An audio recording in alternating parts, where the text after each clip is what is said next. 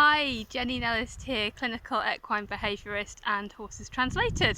So in this short video I'm going to share with you my field arrangement for while I'm away on holiday, and which will be used at other times of the year as well to increase movement for the horses my horses that are here on grass. So let's begin.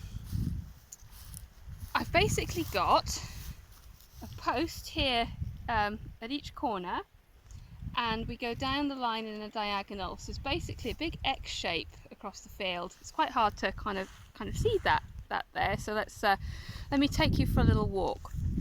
So we go down, here we go, along our little kind of cross shape, and basically what I'm going to do is use the posts at the corners, and we're going to strip graze into these triangular shaped areas.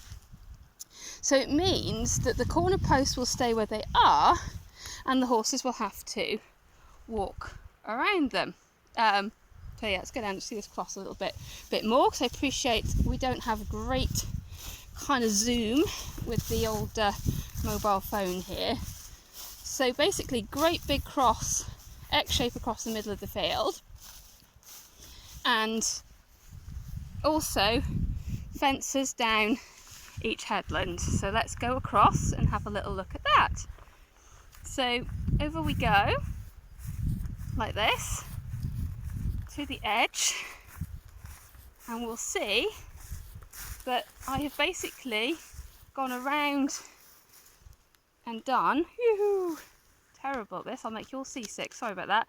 We have this fence that joins each of those corner posts. So this fence is going to be moved in, straight grazing style, towards the X, but the corners, come up with me and we'll have a look at a corner. Whee, under the fence, and along we go. So you can see some quite long vegetation here that they've avoided, but they'll be eating some of it. So here we are, approaching the corner. Whoa, there we go. So we've got these three posts here. So one for the strip fence going down the field that way, one for the strip fence going across the field that way, and one for the piece going right across on the diagonal, making the X. So if you pictured the field from above, there'd be a big cross shape of electric fence inside a rectangle of electric fence, and the sides of the rectangle are going to come in once a week, and corner posts are going to stay where they are, which is going to make sure that the horses always have enough grass, because one of the things I don't really want to have is basically a mud rectangle with grass in the middle that they're not getting to eat. This track is slightly different in that it's actually a way of employing strip grazing.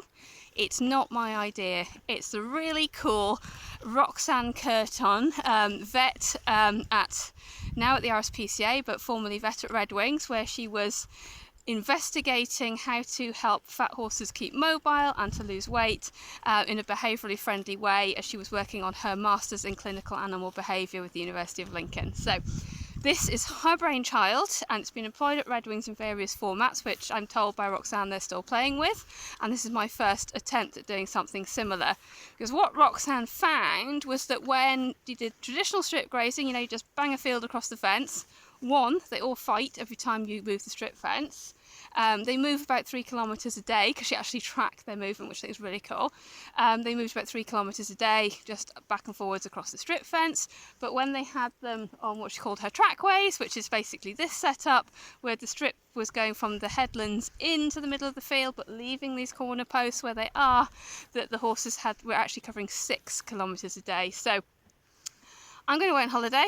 I can't exercise the lovely chaps while I'm away, who's on a little bit of a diet, as you can see by the grazing muzzle, but what I can do is set up a field pattern that's going to make up for some of that movement. So I was probably taking him for a 3 kilometre walk every day at the moment. This is what they're going to be on. So they've got a slightly bigger area up here. Normally that wouldn't be quite so much left. They grazed this area off because we had open gardens, and so I just grazed it off, so there's a bit of extra parking for anyone who needed it. And I like to have this area free for doing some training and exercising them as well. So one last little look, come round, here we go. So straight down there, fence that way, one going across on the other diagonal, fences going around each side, going to strip graze in, and hopefully that will keep them sane, it'll keep them happy, they'll be able to move about, they'll be able to access shelter all the way around the edges, which is another thing I couldn't do with strip grazing. If I'm strip grazing, I might be fencing off a certain area, and Penny does have her collection of scratching trees. There we go. Which I would not want to deprive her of her scratching trees. And also, if we have some bad weather, I want them to be able to shelter or be out in the open where they can stamp flies and things. So they've got access to all of those things, all of those facilities, but I can strip graze in from the edge towards the middle, leaving my corner posts, and they move around. So yeah, if you have any questions about this, then please put them in the comment section below and I'll try and answer them, and I'll try and do a follow-up video in a few weeks time when this has been going for a little bit, and we'll see how it went, like did they break the fence, that kind of thing. Okay, so ta-ta for now.